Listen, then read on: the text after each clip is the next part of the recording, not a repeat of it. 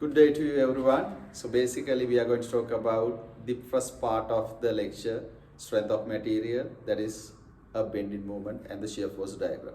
So you know, when we are talk about the any civil structures such as building, bridges, culverts, dams, or whatever you consider, whatever you name it, you have a three phase of doing it.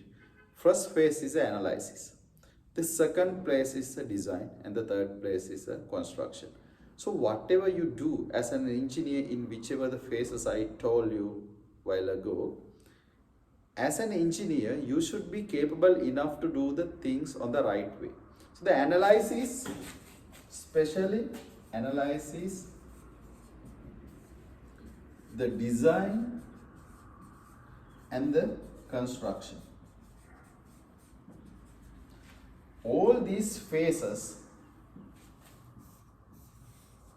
are heading to project completed, project completion. Alright, today my priority is going for the analysis part, and it will be started from the strength of material.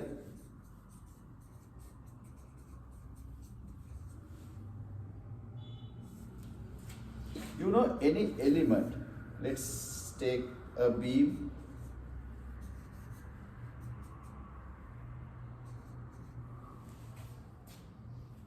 When you loaded it by the dead or the live, then we know that we will be able to come up with the bending moment diagram and also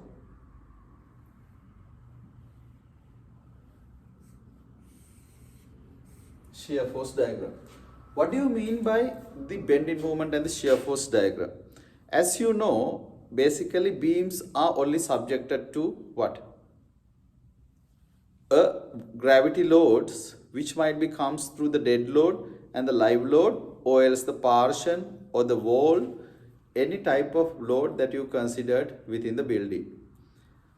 When you consider these the load combinations or else the single loads, then to design you should be able to find out what are the bending moments and what are the shear capacities, and beyond that the torsion, twisting, those value also need to be understood. However, today lecture what we are trying to do is to understand how do you do the bending moment diagram.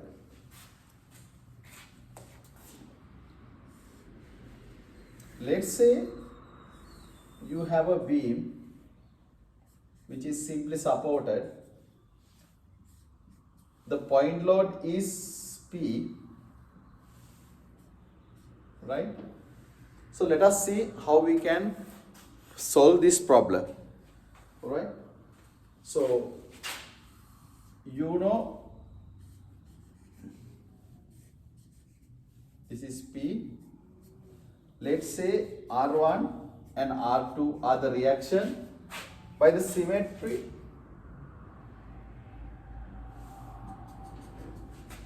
R1 is equal R2, and also if you put the balance equations upward, R1 plus R2 is equal P, right?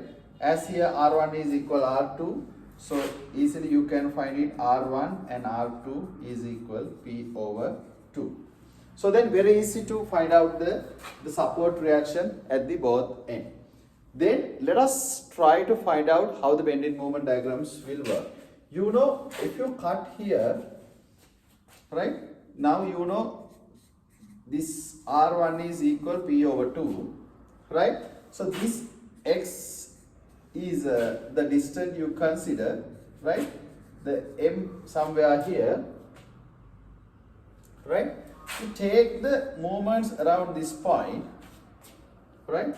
You take the moment around this arbitrary point. Let's put this is as a, now this is A and B. Let's put this as a C dash, right? So taking the movements taking the moments around C dash, you know, R1 times X equals the length, right? R1 times the distance is X. So, you know R1 is equal to times X. So, when the X is equal 0, you can simply now from here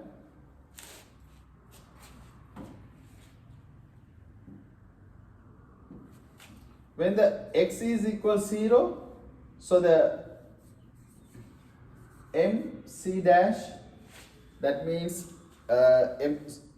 MCA, become 0. When X is equal, this length is L over 2. So M, the center points, let's say D, MD is equal P over 2 times L over 2. So that is going to be PL over 4. We need to make sure that the sign conventions of these, always there are certain sign conventions. What do you mean by the sign convention? Is that the direction of the load and the bending moment and the shear force that we consider for solve the problems to be downwards, we take as sagging movement, and the upwards we take as a hogging movement. So here we know that this is try to rotate on the clockwise, so that is going to be in this area is a sagging. So when you draw this one, now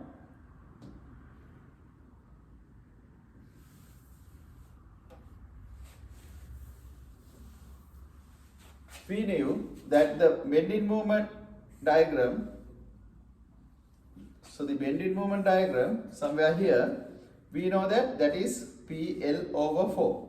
Here it's 0. It is rotating the clockwise, so the second movement, finally you can draw the bending moment diagrams like this. Very easy.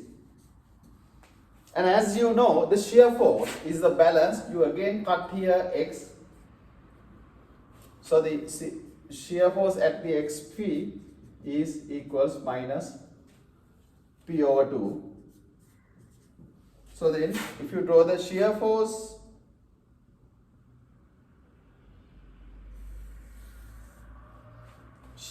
here,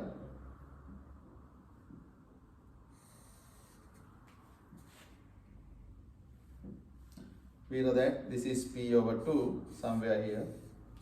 This is P over 2 plus minus. This is minus. So this is how simply the bending moment diagrams and the shear force will be drawn from the given load conditions under the beam. So if you want more details, the more calculations on this, and if you are not capable enough to do yourself, so let us contact us through this WhatsApp number. So we will be delivering you online sessions which is much cost effective, and also we will be giving these solutions for the international students as well. So you all welcome for our YouTube channel, and if you need any personal tutor class, so please contact us. We will be able to deliver it. Thank you very much. So let's meet for another session soon in civil engineering next video. Thank you very much.